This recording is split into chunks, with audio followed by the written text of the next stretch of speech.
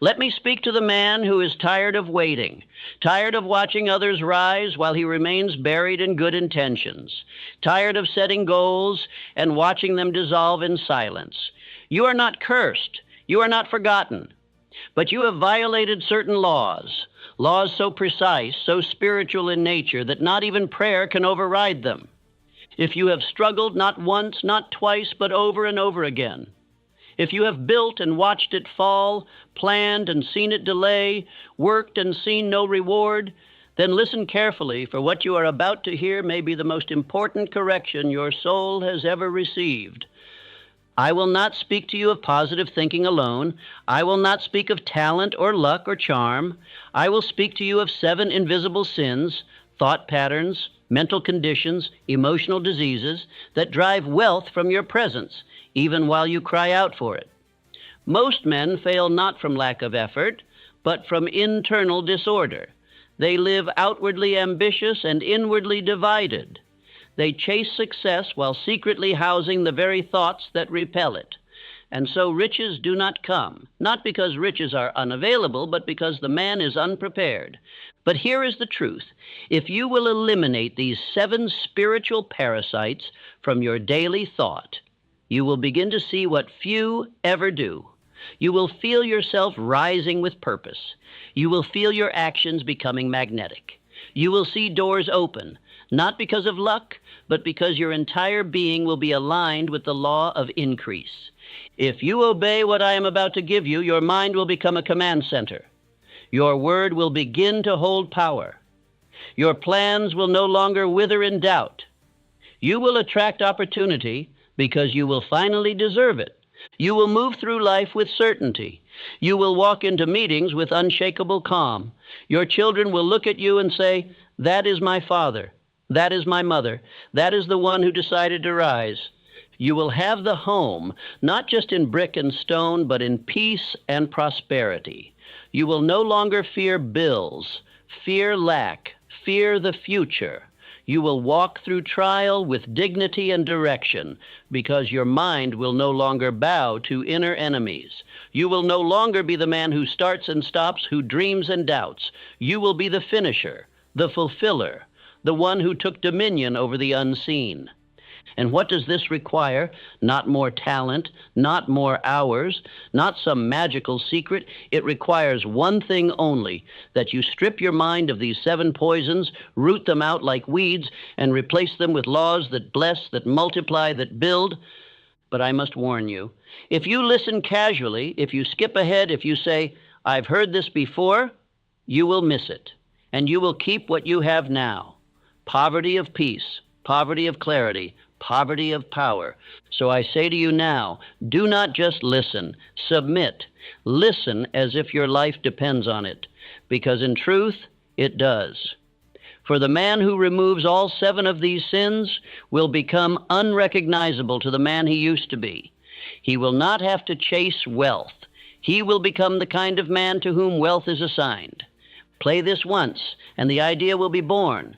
Play it again, and the belief will deepen. Play it daily, and the new mind will form. These are not just ideas. These are weapons. These are laws, and they are yours if you obey. Now let us begin. Part 1, the sin of doubt, the poison that blocks all blessing. Doubt is the first sin that must be destroyed, for it is the root that strangles all growth. The man who doubts is not just uncertain. He is spiritually paralyzed. He holds a vision in one hand and denial in the other. He asks for blessings while expecting rejection. He walks forward with one foot on the brake. Such a man does not build. He waits. And in waiting, he begins to rot. He speaks as though he believes, but in his quiet moments, he rehearses failure. He talks of faith, but he prepares for disappointment. He reads about riches, but he imagines bankruptcy. He sows hesitation and then curses the harvest. But no man reaps certainty from a mind divided against itself. Understand me now. Doubt is not a passive thought. It is a spiritual crime. It insults infinite intelligence. It denies the laws that govern all increase. It says, "I do not believe that good is meant for me." And God does not give riches to a man who refuses to believe he was born to receive them. Doubt is spiritual hesitation. It is the wobble in the will, the crack in the conviction. It makes a man say, perhaps, when he should say, I will. It makes him consult conditions instead of commanding them. It makes him delay, defer, diminish, until what once burned now flickers, and a flicker cannot build. A double-minded man is unstable in all his ways. He speaks two languages, faith and fear, and his subconscious mind does not know which to obey. One day he declares, I shall become rich. The next day he whispers, but what if I fail? So the subconscious hears both prayers and grants him both. Temporary motion followed by sudden reversal. Progress canceled by fear. And yet this sin is so seductive because it wears the robes of caution. It disguises itself as logic. It parades as reason. Let me wait and see. Let me get more proof. Let me study the conditions. But I tell you now, those who wait for conditions will wait until the grave. The man of faith sees conditions for what they are, clay, not stone, things to be shaped, not submitted to. He does not wait for the river to stop flowing. He builds a bridge. He does not wait for the sun to shine. He lights a fire. He believes first. He acts while others ponder. He begins when others delay. And because of this, he receives the reward. Andrew Carnegie believed in organized steel before the world believed in machines. Henry Ford believed in making a car for the working man before the factories could afford it. Thomas Edison believed in lighting the world with wires while people still lit candles. They all saw nothing and believed in something, and because of that belief, the something came. Their faith was not shallow enthusiasm, it was a fixed knowing, a deliberate instruction repeated daily to the subconscious mind until no other outcome was imaginable.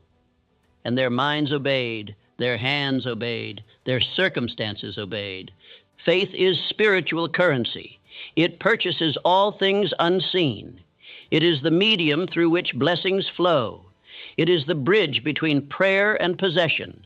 And doubt is the closed gate, the broken pipe, the silent servant.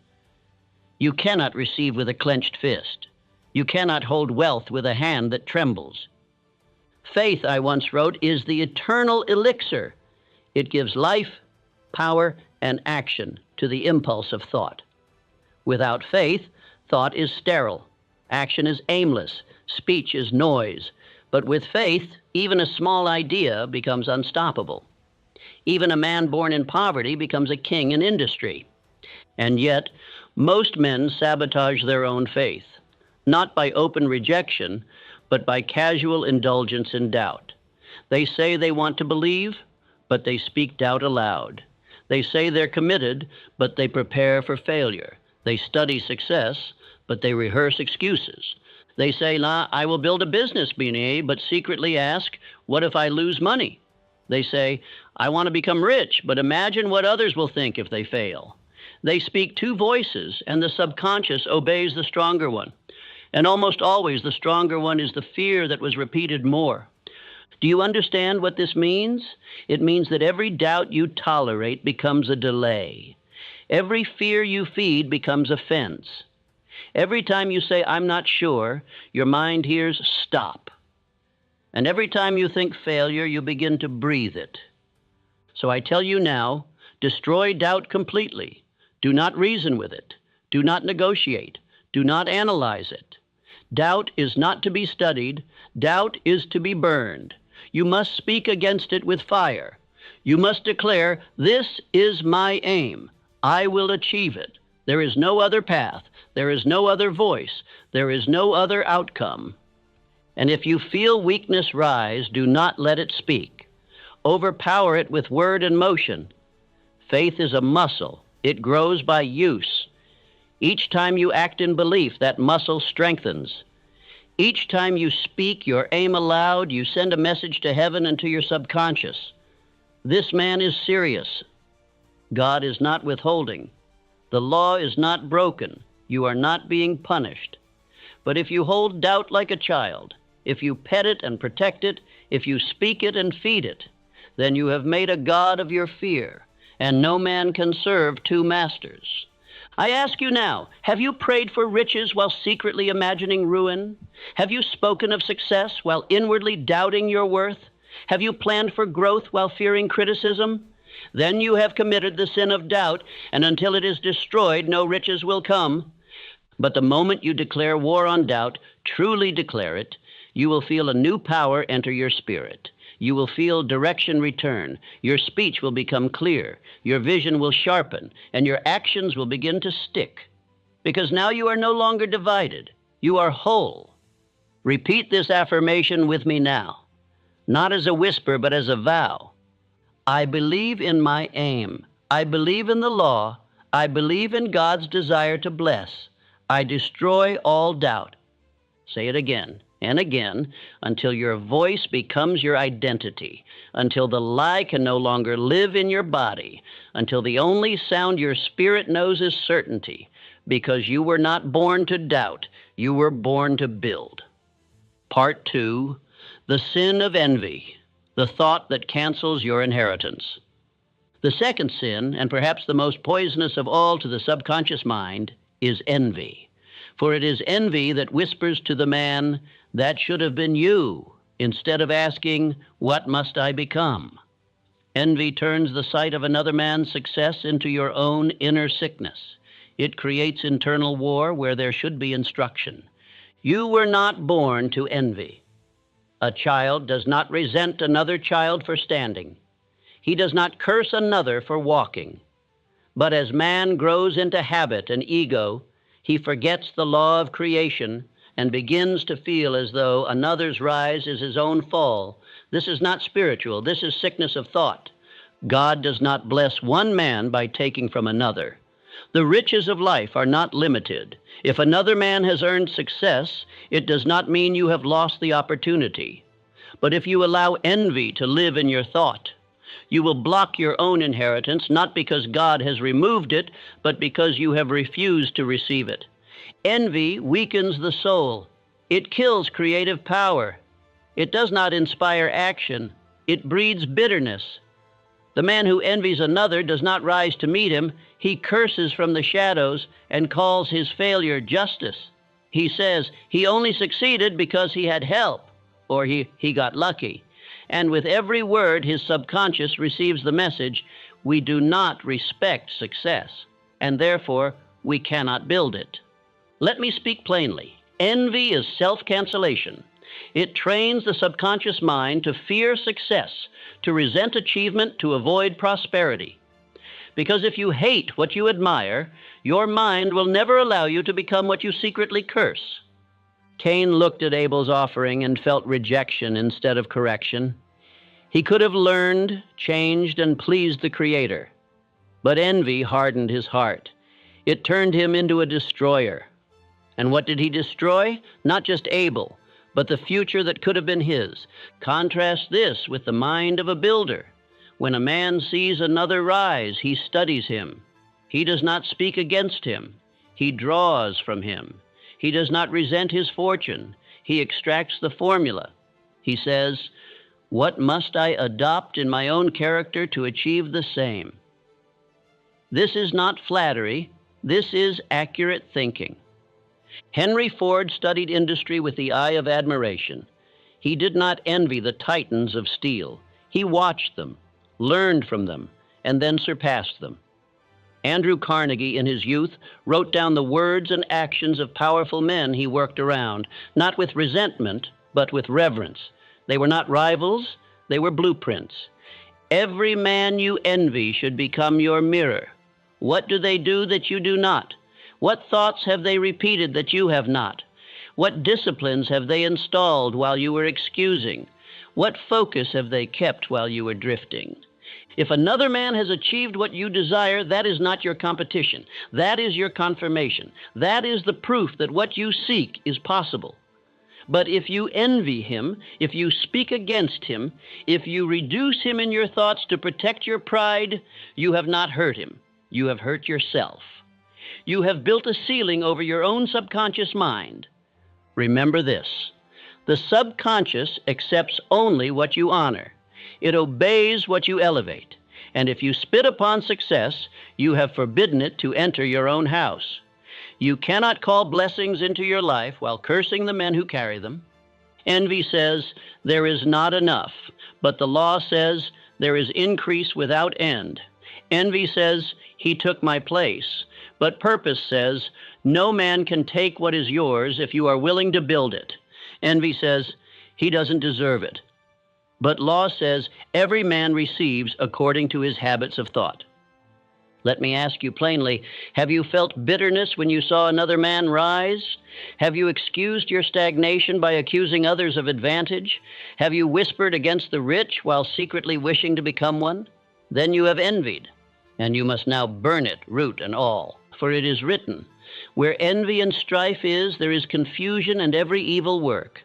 And in my own doctrine I say, envy is the destroyer of originality. A mind filled with envy cannot create. It cannot focus. It cannot receive.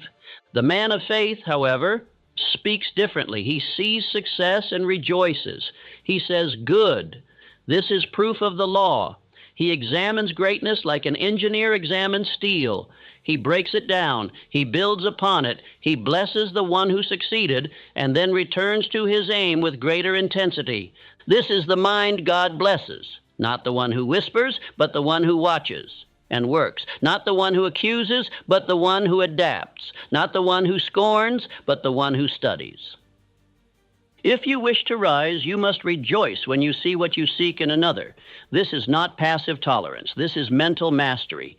This is the discipline of the builder. And when you train your mind to admire, extract, and apply, you begin to move with the spirit of multiplication.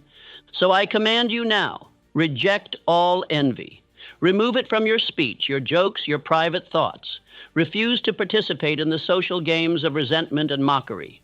You are not a child. You are a builder. And builders do not envy. They rise. Let this be your declaration, spoken aloud until it becomes your soul. I admire greatness. I extract lessons. I celebrate success. I reject all poison of envy. Say it until you believe it. Say it until your thoughts shift. Say it until another man's fortune becomes your fuel instead of your frustration. Say it until the law begins to bless you with the very abundance you once envied. For the moment you eliminate envy, you clear a channel. You allow infinite intelligence to flow freely. And once you celebrate success in another, you begin to attract it in yourself. This is not suggestion. This is not inspiration. This is law. Part 3, the sin of indecision, the silent killer of fortune. Indecision is a slow poison. It does not kill with one blow. It eats a man's future with 100 silent delays. It is the disease of the double-minded, the great lie of comfort, the great robber of riches. While one man acts, another man waits. And when the waiting man finally decides, the opportunity has already chosen someone else. Understand me clearly. Indecision is a sin against your purpose. It is a crime of mind. For God cannot direct the man who refuses to move, and life cannot bless the man who will not choose a road. Most men fail, not from lack of ability, but because they stood at the fork and waited until both paths disappeared. Indecision is spiritual paralysis. It is a man who stares at the fruit but never reaches, a man who studies the soil but never plants, a man who builds plans but never starts. And he calls this wisdom. He says, I am still thinking, while his destiny rusts beneath his hesitation. But decision, real decision, is the beginning of all power. It is the soul's announcement to God and to life, I am ready. It is the clearing of the mind's fog. It is the builder's first strike. Nothing can begin until you decide, and nothing can grow until that decision is honored. You must understand this law. The subconscious mind only obeys clear, definite instructions. When you say, maybe, it hears nothing. When you say, let me wait, it delays all action. When you say, I'm unsure, it becomes still. The subconscious is a loyal servant, but it will not build unless you command. Carnegie chose his aim early. He decided to dominate steel, and from that decision came every connection, every idea, every plan. Schwab, his protege, did not beg for instructions. He acted with speed and certainty. His decisions were sharp, quick, final. That is why he rose to riches before most men even selected their goal. And Rockefeller, his wealth came not from luck or influence, but from quick, definite decision repeated over time. He decided what he wanted. He decided how to act. He decided again and again, even under pressure. He understood that to delay a decision is to invite decay. Now let us examine the man who waits. He sees the opportunity but says, "Let me think a little longer." He feels the stirring of purpose, but says, "Let me pray on it." He hears the instruction, but says, "What if I'm wrong?" And so he trains his subconscious to distrust action. He teaches his spirit to bow to fear. And worse, he becomes addicted to the cycle of starting and stopping. He collects ideas but never builds them. He speaks of goals but never moves. He attends lectures but never commits. And all the while, his spirit is decaying, not from lack of inspiration, but from lack of decision. Do not confuse indecision with patience. Patience is the calm holding of a course. Indecision is the refusal to choose one. Patience waits in confidence. Indecision waits in fear. One is virtue. The other is destruction. Every great man I have ever studied shared one trait. They reached decisions promptly and changed them slowly. They did not poll the crowd. They did not consult the mood. They did not beg for permission. They listened to the inner voice of definite desire and acted. They trusted the law.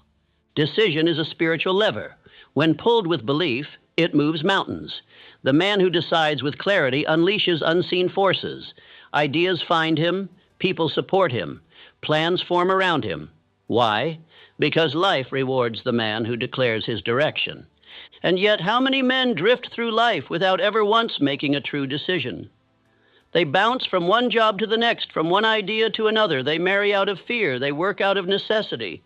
They sleep in uncertainty, and still they wonder why they do not rise. Let me speak with fire. Every day you delay your decision is a day you hand your future to the winds. And the winds do not care about your dreams. They blow in every direction. They scatter your focus. They waste your energy, and they leave you in the same place you started. And so I ask you, what have you failed to decide? Have you declared your definite chief aim? Have you chosen your goal? Have you written it, spoken it, owned it? Or are you still waiting for something outside yourself to approve? If you are waiting, then you are sinning against your own success. You are not lost. You are idle. You are not lacking. You are hesitating. And life does not reward hesitation. It rewards the bold. There is no fortune without decision. There is no power without direction. There is no faith without movement. You must fix your mind like a compass. You must choose your aim and guard it like a king guards his crown. This is your correction. This is your revival. Choose, decide, and act. Let the world adjust to your command. Let your own mind adjust to your authority. Let your life begin to reflect the order that decision brings. And repeat after me, aloud and without hesitation. I decide with clarity. I act with speed. I build with faith. I destroy hesitation. Say it now, again and again, until the words are not spoken, they are lived, until the sin of indecision is dead. And in its place stands the man who chooses, who acts, who builds, the man who is no longer waiting. Part 4, the sin of complaint, the tongue that curses its owner. Complaint is not merely a habit, it is a curse that a man speaks over his own life. It is the loudest proof that his mind has drifted from creative power to destructive impotence. The man who complains becomes the architect of his own downfall, brick by brick, word by word, thought by poisonous thought. Every time a man complains, he reveals what he worships: weakness, injustice, limitation, misfortune. He speaks as if he has no hand in his own condition. He uses his mouth to echo his problems instead of to command solutions. His words become prayers for more failure, and the law does not delay in answering them. You must understand that the subconscious mind hears emotion and repetition, not intention. When you complain, even in jest, even in sarcasm, even to get it off your chest, you are giving spiritual instruction to your innermost self. This is my truth. This is my identity. This is what I want more of. The man who complains about his boss will never become one. The man who curses wealth will never hold it. The man who speaks of lack will always find it. For complaint is a magnet, a broadcast signal of weakness, and weakness draws more weakness to itself.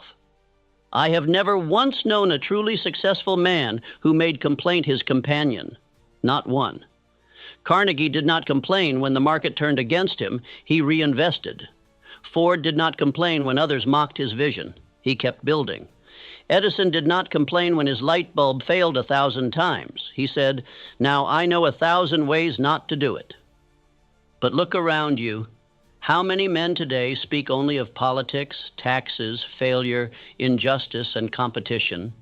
How many curse the economy, curse their neighbors, curse their employer, curse their body, curse their youth, curse their age, curse the world, and they wonder why life seems to ignore them. But life is not ignoring them. Life is obeying them. I say this to you with absolute clarity. Every complaint is a command, and every complaint is answered, not by God, but by the subconscious mind that you, and only you, instruct daily with your words. You speak poverty, you live poverty. You speak delay, you walk in delay. You speak confusion, and the path becomes fog. The spiritual law is simple.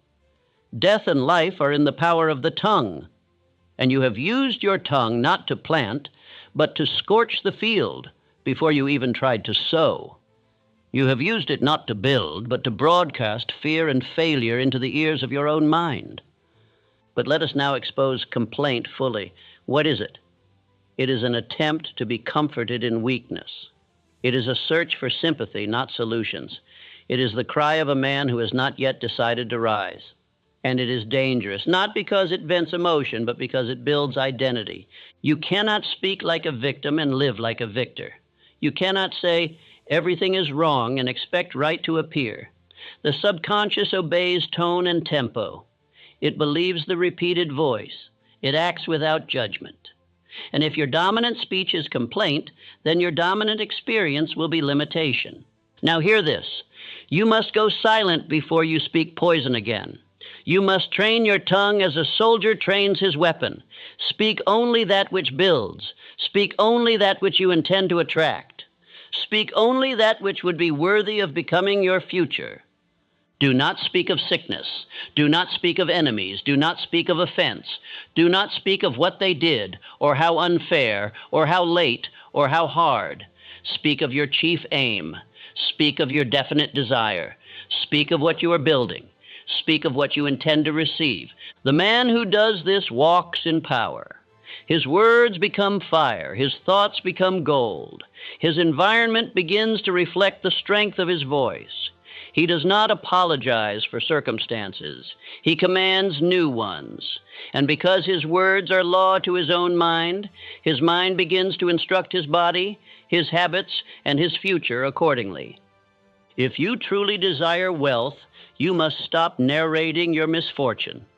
The mind is not neutral, it is directional. And the more you speak of the past, the more you invite it forward. The more you curse the present, the more you tie yourself to it.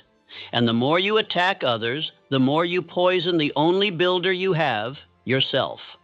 There is a reason every successful man I have ever studied had a discipline of speech. They were not careless. They did not speak failure. They were not loud in criticism. They were not generous with complaint. Their words were few. But when spoken, they were full of aim and faith and power. If a man does not guard his speech, he will lose the war before he even picks up the tools. The greatest builders in history spoke their future aloud before they ever touched stone. They understood the spiritual code. I say it until I see it. I declare it until it exists. I speak until my voice becomes reality. So I ask you now, what have you been speaking? Have you been narrating your limits? Have you been voicing your fears? Have you been mocking success, resenting others, describing in detail all that is wrong? Then you have not been harmless. You have been destructive, and the one you have destroyed is you. But there is a correction. There is a discipline. And it begins with this vow spoken aloud, not as a whisper, but as the new law of your mind. I speak only what builds. I curse no man. I declare power. I command favor. I invite only wealth. Say it now. Say it with fire. Say it until you catch yourself in the act of complaint and stop mid-sentence. Say it until your tongue begins to serve you, not sabotage you. Say it until every word becomes a weapon of blessing, not of defeat. For your words are seeds, your mind is the soil, and the future is the harvest. Speak carefully. Speak purposefully. Speak only what you are willing to multiply. And if you do, life will begin to obey. Part 5, the sin of fear, the master of all failure. Fear is the master sin, the great deceiver, the shadow that stands behind all failure. If you pull back the curtain on every man who drifts, who delays, who lives beneath his potential, you will find this same spirit hiding in his thoughts. It may wear different names: hesitation, prudence, logic, preparation, but underneath it all, it is fear. Fear does not shout. It whispers. It does not command. It suggests. It does not forbid. It causes you to forbid yourself. It says, be careful, when you must act boldly. It says, what if, when you must say, I will. It says, later, when you must say, now. And the man who listens to it becomes its servant. There are 6 basic fears, and I have studied them in thousands of men. The fear of poverty, the fear of criticism, the fear of ill health, the fear of loss of love, the fear of old age, the fear of death.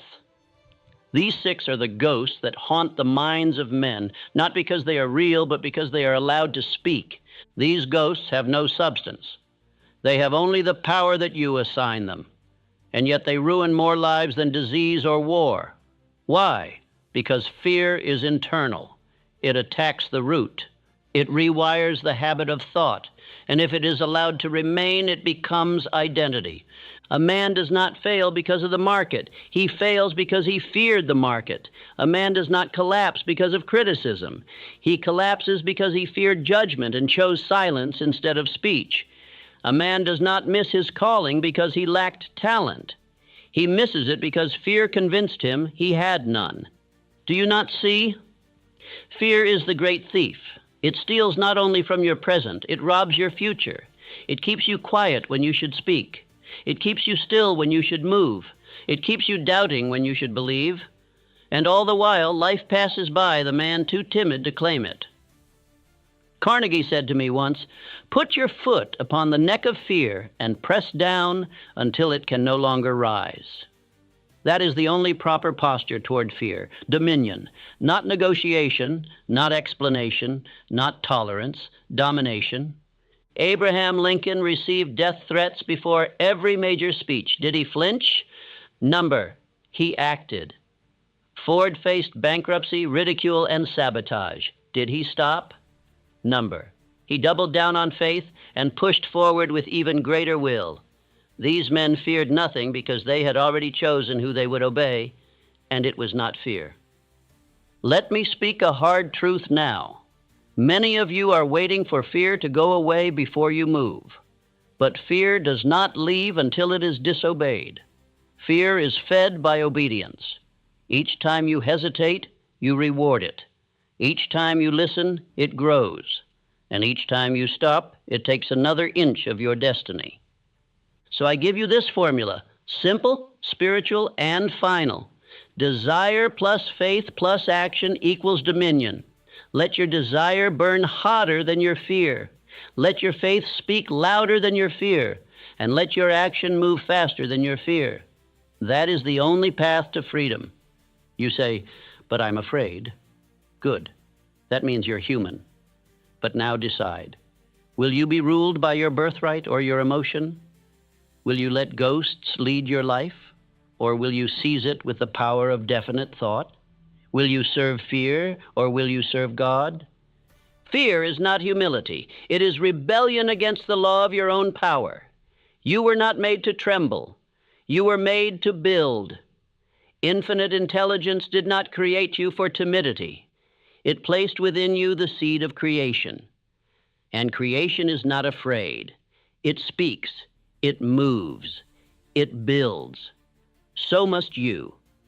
Here is what I command you to do. Write down your fear, name it, speak it aloud, then burn it. Yes, burn it, and replace it immediately with a written declaration of the opposite. If you fear poverty, write, I am destined for abundance, and I act in faith. If you fear criticism, write, I serve only my purpose, not public opinion. Speak it aloud 10 times. Speak it until you feel it rise above the ghost. This is not a ritual for amusement. This is a spiritual act of replacement. The mind cannot hold both fear and faith as master. It must choose, and it will obey the voice you repeat most often. Fear is not overcome by thinking differently. It is overcome by speaking differently, acting differently, and obeying the law of boldness with daily repetition. If you wait until you feel courageous, you will wait until you are dead. But if you act with courage, courage will follow. So I say to you now, whatever you fear, move toward it. Speak against it, replace it, bury it. Your future waits on the other side of your obedience. And now say this aloud with full conviction. Let it be your daily armor. I fear nothing. I obey purpose. I act with faith. I serve no ghost. Say it until fear grows silent. Say it until your body walks before your mind has time to protest. Say it until God himself hears the sound of your rising and sends all power to meet your feet on the path. For the man who destroys fear does not merely live, he conquers. Part 6, the sin of sloth, the mind that refuses to move. Sloth is not simply laziness of the body, it is laziness of the mind. It is not the man who refuses to swing the hammer who fails. It is the man who refuses to build the plan. And this sin, more than any other, disguises itself as harmlessness. It calls itself rest. It calls itself calm. But underneath the stillness is decay. Sloth is the refusal to take possession of one's own life. It is the rejection of thought, the postponement of vision, the avoidance of discipline. It says, I'll think about it later. It says, that's too much to consider. It says, I'm not ready. But while it delays, life continues. And by the time sloth is ready, it is too late. Many men work hard in motion, yet are slothful in spirit. They rise early, labor long, but never take mental control of their day. They move without aim, sweat without vision, and wonder why success never appears. But labor without plan is noise without music, and God does not bless chaos, you must understand.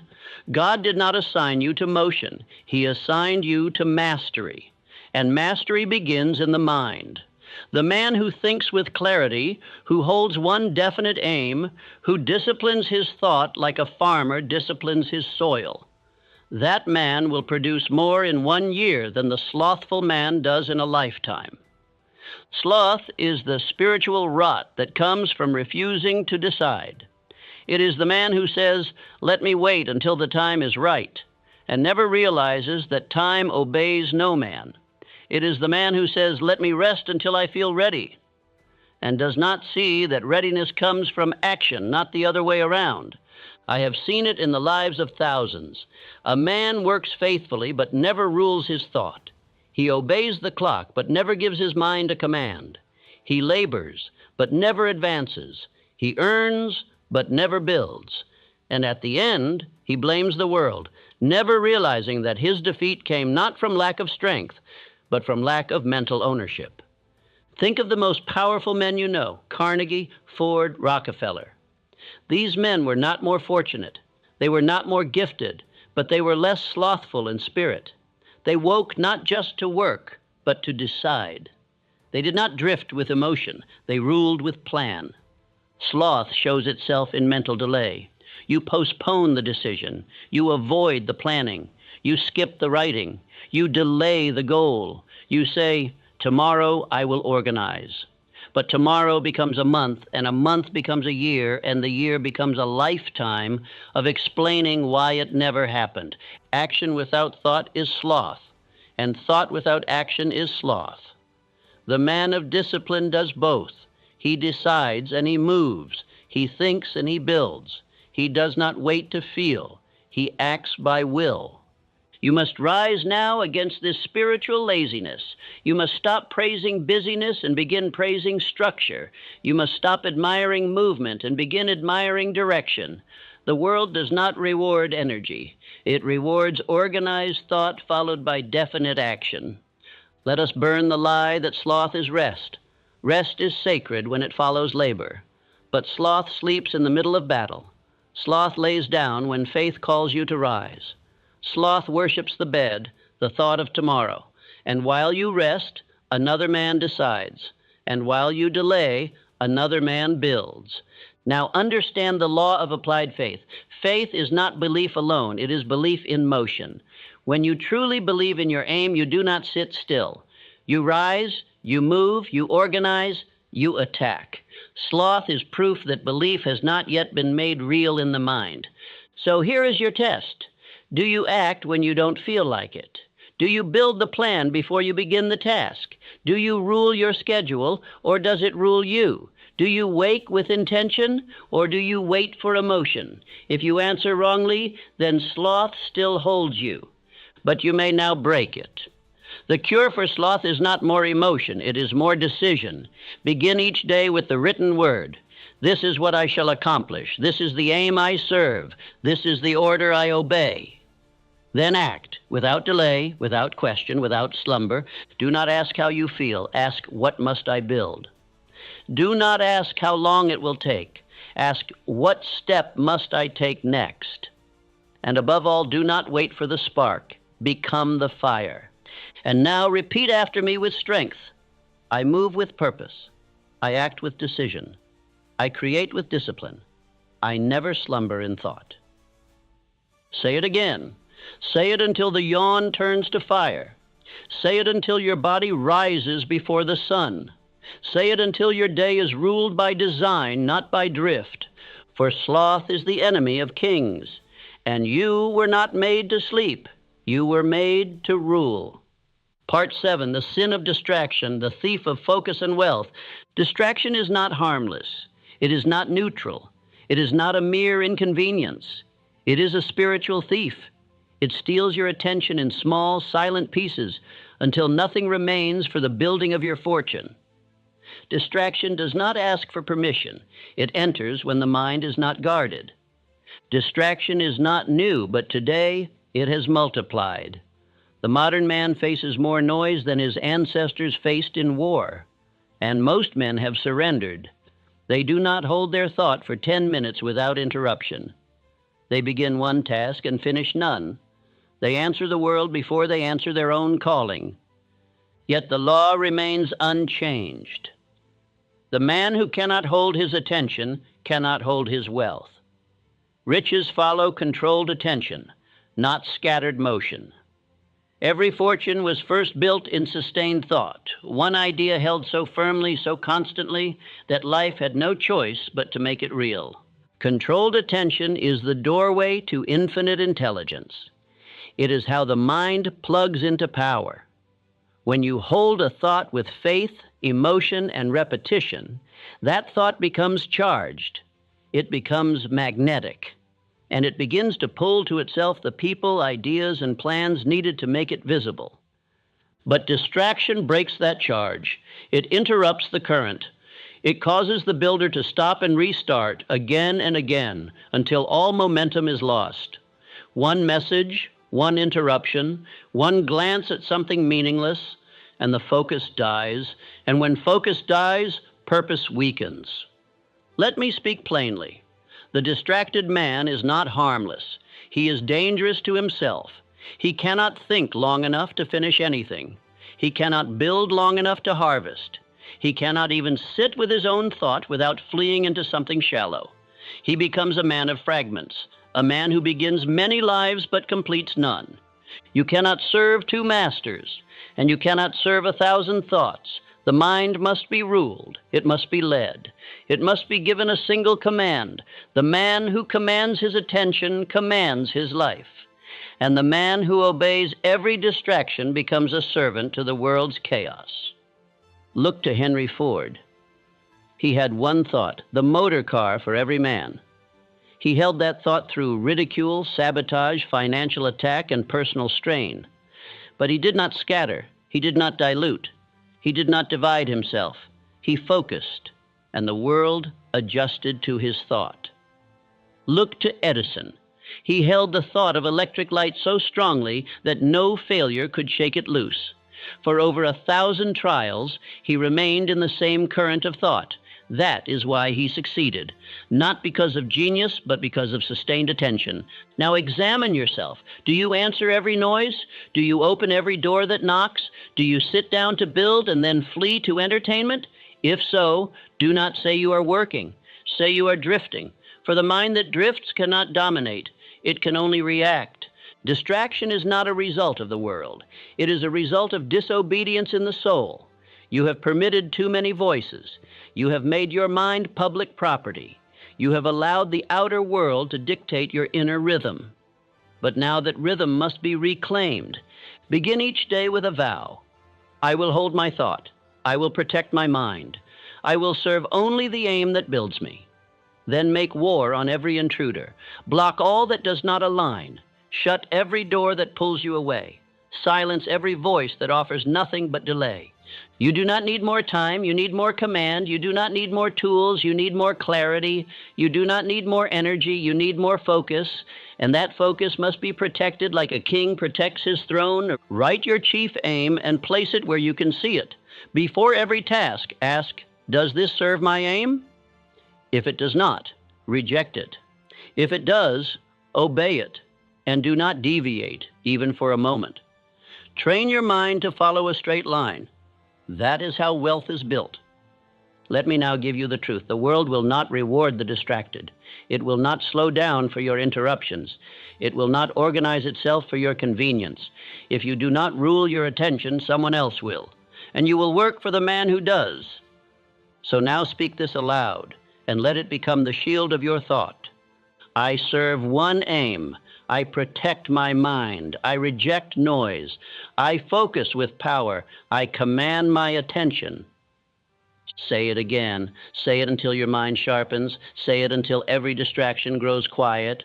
Say it until the silence becomes your strength. You were not made to drift. You were made to direct. And the man who directs his attention directs his destiny. Part 8. The reward of purity. The riches that follow inner order. A man is rewarded not for what he does once, but for who he becomes through daily thought. Riches are not accidents. They are not rewards for charm, nor luck, nor shallow ambition. Riches are the result of internal purification.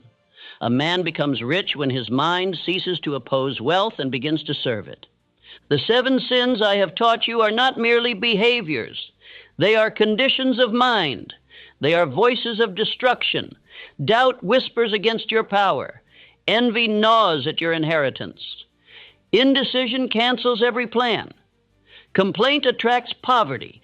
Fear silences your voice. Sloth wastes your potential. Distraction scatters your soul. And yet none of these sins are permanent. None are part of your divine design. They are acquired, learned, fed through habit, and therefore they can be removed. The man who is defeated in thought can be reborn in thought. The same mind that allowed these invaders can now cast them out. You must decide now, am I ready to live in order? Am I ready to discipline my inner world so that the outer begins to obey? Am I ready to speak no word, permit no emotion, repeat no habit that does not serve my aim? For this is what God requires of the man who asks for riches, inner obedience. God cannot pour blessing into a vessel that leaks. He cannot bless the man whose faith wavers. He cannot bless the man whose envy corrupts. He cannot bless the man who speaks against his own future. He cannot bless the one who waits instead of decides, who drifts instead of directs. But the man who purifies his mind of these sins becomes a magnet for increase. Why? Because he is in harmony with the law. He no longer resists wealth with fear. He no longer competes in envy. He no longer delays through doubt. His whole being is prepared. And what he is prepared for, life must deliver. Understand this. Every blessing begins as a mental state. Peace, clarity, joy, confidence, certainty, these are the spiritual preconditions of wealth. When the mind is clean, the path is clear. When the thoughts are definite, the steps are steady. When the speech is ordered, the results are sure. This is not theory, this is law. The law of increase says, that which is orderly will multiply. The law of cosmic habit force says, that which is repeated becomes real. The law of faith says, the thing I believe, I shall receive. And all three laws serve the man of internal purity. Now ask yourself, have I tolerated sin in thought? Have I allowed fear to whisper without reply? Have I spoken complaint as if it were harmless? Have I permitted sloth to delay my aim? Have I served distraction more than I have served God? If the answer is yes, then know this. Today can be your new beginning, not through effort alone, but through decision. Decide now to remove every false voice. Decide now to discipline your thought as a soldier disciplines his sword. Decide now to rise, not just in body, but in mental order. What does this look like? It looks like waking and declaring your aim before any other voice is heard. It looks like rejecting every thought that does not serve that aim, without delay, without debate. It looks like blessing others instead of envying them. It looks like speaking power instead of complaint. It looks like moving forward in the presence of fear. It looks like deciding quickly and changing slowly. It looks like building daily, even when no one sees. And the reward? Oh, the reward is beyond gold. The reward is internal fire. The reward is spiritual certainty. The reward is the calm that says, I know what I build. I know who I serve. I know what I shall have. But yes, there will be outer reward as well. The wealth you imagined, the home you pictured, the freedom you desire, the respect of your children, the silence of financial worry, the command of your time, the ability to give, to build, to lead, to expand. You will walk into rooms and the atmosphere will change. You will speak and your words will carry weight. You will plan and your plans will manifest. You will move with such clarity that others will ask, how does he do it? But you will know. It began when you removed the 7 poisons and replaced them with power. So now, let us affirm it. Let us burn it into the mind. Let us speak not with hope, but with authority. Let this be the declaration that reshapes your inner world and therefore your entire life. I remove every sin from my mind. I permit no envy, fear, complaint, or delay. I speak with faith. I walk with power. I build with God. I am obedient to the law of increase. I am the man who attracts riches because I have earned them. Repeat this not once. Repeat it daily. Repeat it until your thoughts obey. Repeat it until your actions align. Repeat it until your identity changes. For what you repeat, you become. And what you become, you command. This is the reward of purity, not just to wish for wealth, but to become the man to whom wealth must come. Not just to avoid sin, but to build holiness of thought. Not just to hope for blessing, but to live in such a way that blessing is the only possible outcome. And so I leave you with this one law. Internal order produces external riches.